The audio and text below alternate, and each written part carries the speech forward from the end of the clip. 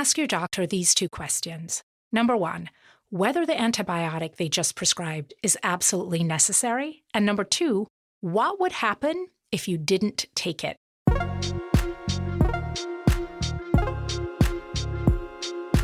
I'm Dr. Robynne Chutkan, gastroenterologist, microbiome expert, and author, and I am here to help you find gut bliss.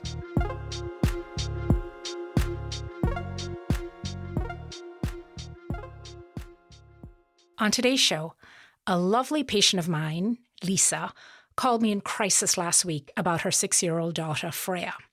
Freya had a low-grade fever and sore throat for a couple days, and a swab at her pediatrician's office was positive for strep. They were recommending antibiotics, but Lisa was concerned because Freya had been on multiple courses of antibiotics in the last few years for strep, for ear infections, for sore throats, coughs, and colds. She'd been prescribed antibiotics about 3 times a year since she was a toddler, so she'd already received around 15 courses of antibiotics. Lisa was also concerned that the care was starting to seem a little algorithmic. The last couple times the doctor's office had prescribed antibiotics on the phone without seeing Freya in person, and there hadn't really been any discussion about whether or not the antibiotics were truly necessary.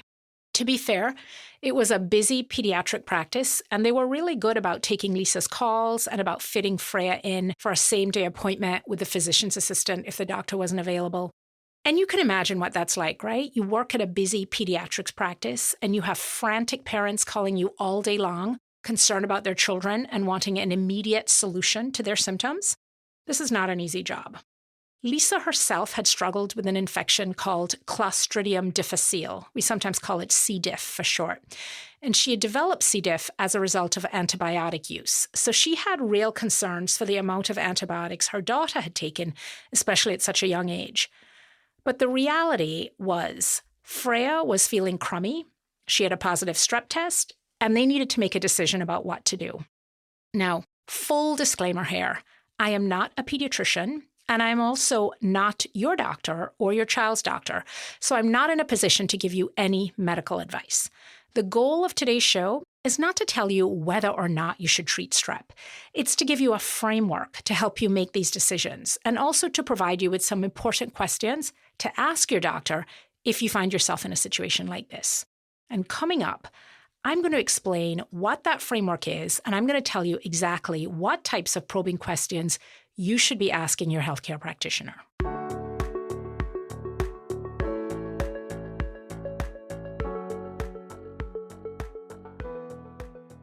The Gut Bliss podcast is brought to you by VisBiome, my first and quite frankly, my only choice for a probiotic. Whether you're dealing with irritable bowel syndrome or just looking to restore your gut health, VisBiome can help. It's a medical food for the dietary management of IBS and gut inflammation, backed by science and clinically vetted by thousands of my own patients. Find your gut bliss with VisBiome. Go to visbiome.com/gutbliss and use discount code GUTBLISS at checkout. So let's start with a basic question. Is excessive antibiotic use a potential problem in young children? The answer to that is yes. It's problematic for all of us, actually, but particularly for younger people, and here's why. It's because their microbiome, that community of trillions of microbes that reside primarily in our digestive tract, is still developing. The microbiome matures into a more complex ecosystem beginning at around age 3, but it's still pretty tender up until around age 18 to 20, meaning that it's more susceptible to damage than a mature adult microbiome. And antibiotics are one of those factors that can significantly disrupt the microbiome. We have overwhelming scientific evidence that antibiotics negatively impact the diversity and the composition of the microbiome in children. And they're associated with an increased risk of conditions like asthma, allergies, obesity, and autoimmune diseases. Lots of ultra-processed food and limited exposure to nature during those early years can also have a negative impact. And interestingly, having older siblings or a dog in the household can have the opposite effect. Those factors can increase microbial diversity and positively impact the developing microbiome in children. And don't worry if your kid is an only child, mine was an only child, or if you don't have a dog. As long as your child is interacting with other children regularly and getting out in nature, hopefully with some exposure to soil and to animals, your child can still reap some of those benefits. Increasingly in the scientific literature, as well as in clinical practice, we see this association with frequent antibiotics in early life and the development of autoimmune conditions like Crohn's disease in young adulthood. A large meta-analysis study, which is sort of a pooled data study of multiple studies, was published in 2014, and it was published from Mount Sinai Hospital, where I did my GI fellowship. This meta-analysis looked at over 7,000 children and confirmed that early antibiotic use was a major risk factor for developing Crohn's disease. And we've seen similar data showing an association between early antibiotics and development of asthma. There's data showing that early antibiotics can affect the neurodevelopment of children. A recent study from 2023 looked at children who received antibiotics in the first 6 months of life and found that overall they had lower verbal and cognitive ability scores at age 11 on intelligence tests, and they had increased problems with executive function. So why do antibiotics have such a profound negative impact? It's because in addition to things like digesting food and synthesizing hormones, our gut microbes are intimately involved in things like brain development and also training our immune system. So you see that when we disrupt the microbiome at an early age, it has a ripple effect on these systems. In a child like Freya, we're balancing the need to treat the strep with the potential harm to her microbiome. And the tricky thing is that many of these complications are potential complications. It doesn't mean this is going to happen. They're theoretical. And they also develop in the future years later, like that study from 2023, looking at children who received antibiotics in the first 6 months of life. They were looking at verbal and cognitive scores years later at age 11, but finding a correlation. So this needs to be a personalized decision that is based on 2 factors. And this is a framework I was talking about earlier.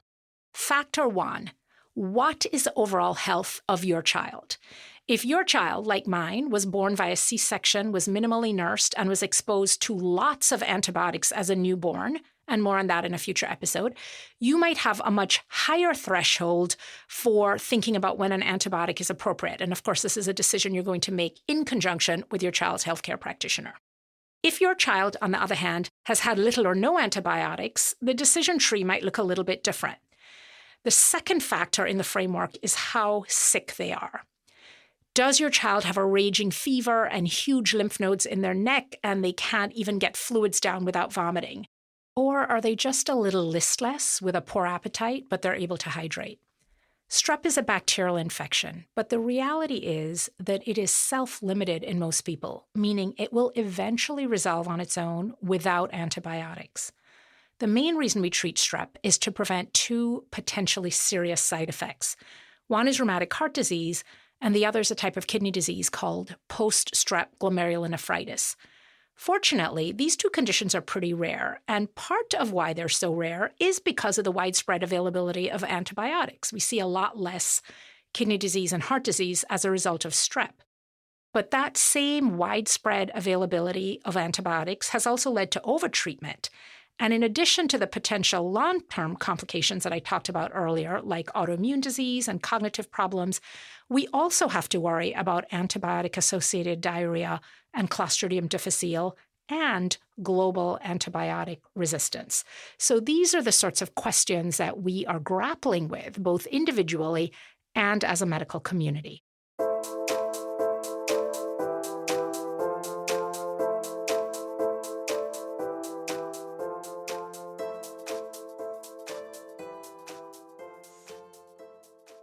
My basic rule of thumb and my best advice is that if you or your child are feeling sick, you should be evaluated by a healthcare practitioner, period, end of story.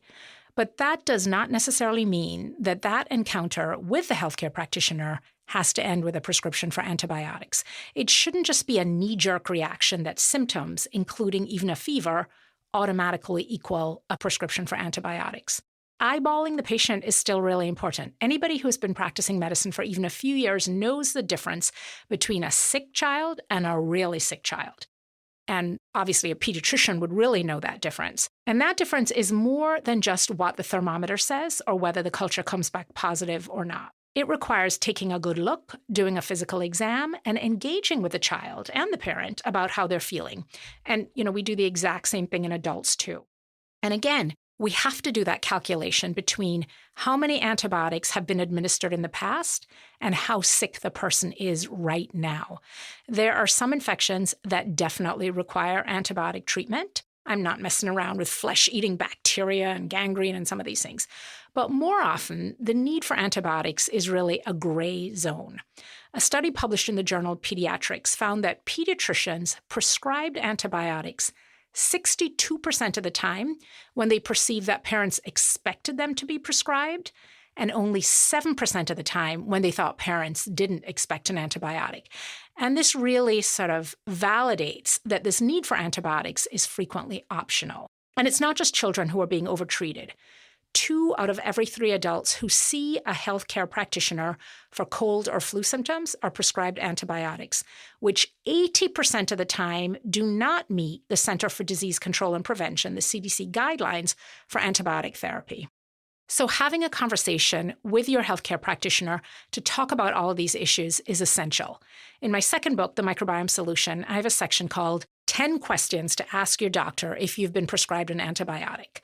And I also have a section called 10 Things to Do After You've Been Prescribed an Antibiotic to try and sort of get your microbiome back to a healthy baseline. But I always recommend trying to avoid the antibiotic in the first place. That is far more effective than trying to repair the damage that's been done. You're trying to close a barn door after the horse is already out. The 2 questions I always recommend asking are, number 1, is this antibiotic absolutely necessary? And number 2, what would happen if I didn't take the antibiotic? So question 2 is really asking, what is a natural history of this illness in the absence of antibiotic treatment? And you would be surprised how often the answer to the first question is, no, it's not actually necessary.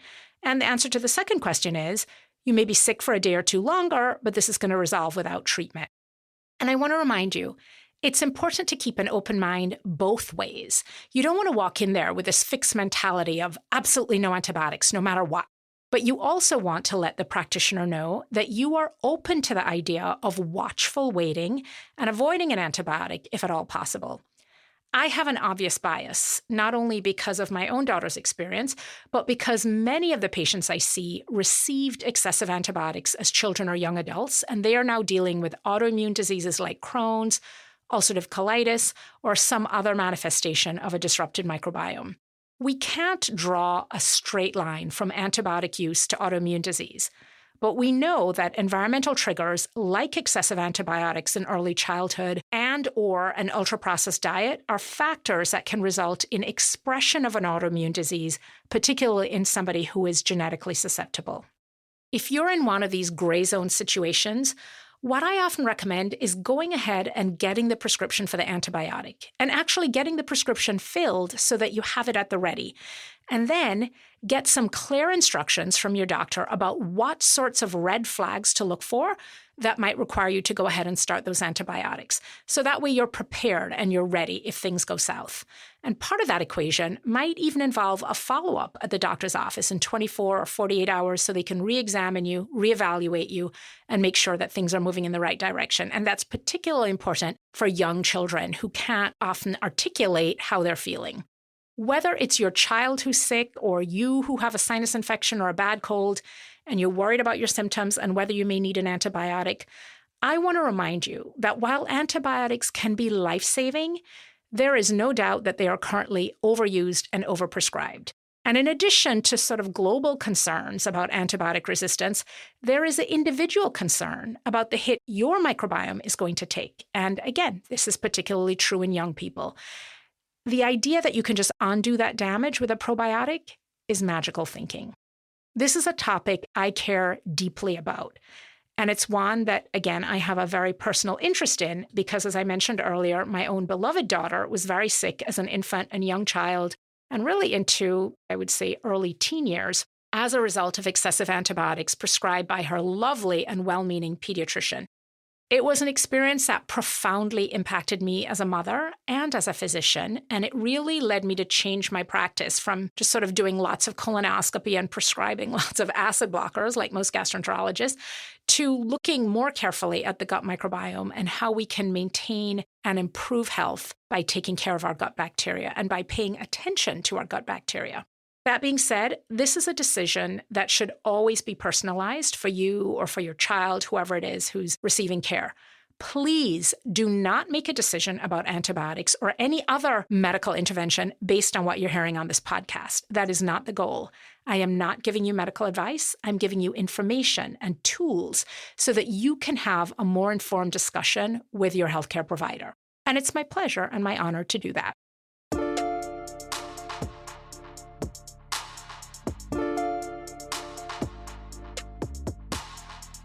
I want to leave you with 3 takeaways about this issue of to treat or not to treat with an antibiotic for conditions like strep. Number 1, make sure you convey to your practitioner that you are not looking for a quick fix and you are actually willing to wait and to watch for worrisome symptoms if that is a reasonable option in their opinion.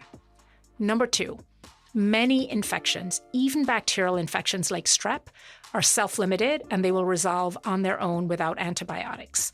And again, this is assuming there is not a serious complication like an abscess. You may be sick for a day or 2 longer and the symptoms may be a little more severe, but for most coughs, colds, sore throats, resolution in the absence of antibiotics is not only possible, but it's likely. But again, check with your doctor.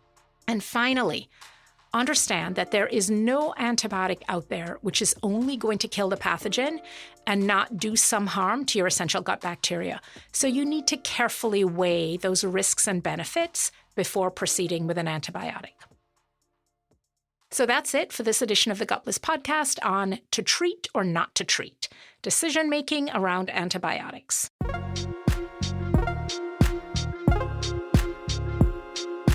Go to gutbliss.com for my free 7-day microbiome reboot course. If you like what you're hearing, drop a review and hit that subscribe button. And remember, dirt, sweat, vegetables, the best prescription for a healthy gut.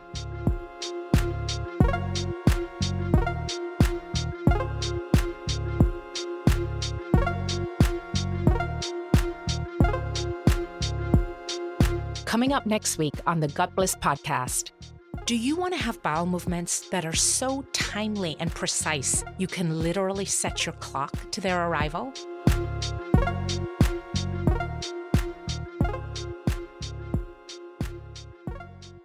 The information presented in this show is not meant to be medical advice. Consult your doctor before making any decisions about your health. The patients discussed are real people, but names and identifying features have been changed to protect their privacy.